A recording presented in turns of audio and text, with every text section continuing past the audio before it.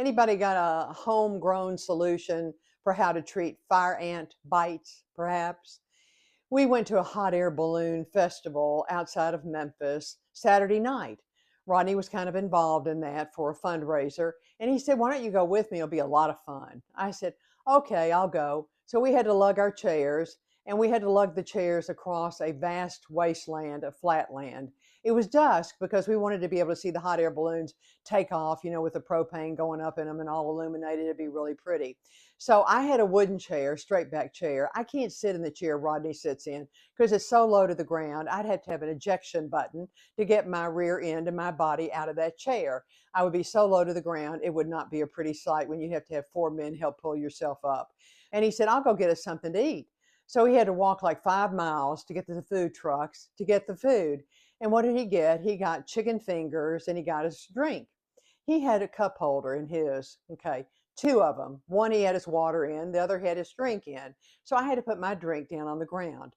Well, when we put those chairs down, we didn't pay attention to where we were putting the chairs. We had put our chair on top of a fire ant mound. Okay.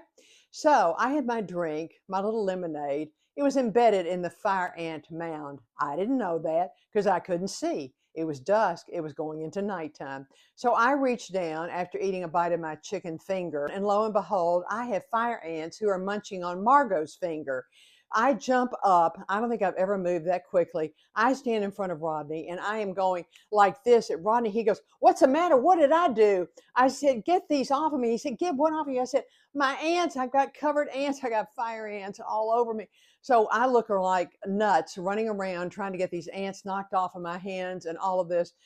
We rush back to the car. I come home. I have tried everything to get rid of these welts on my hand. I would show them to you, but it's just really not pretty to look at. So if any of y'all have a solution of how to get rid of fire ant welts, please send those to me. You were kind to send me the Belvita recipes, so maybe you have some fire ant recipe and remedy you might be able to send. I would appreciate it.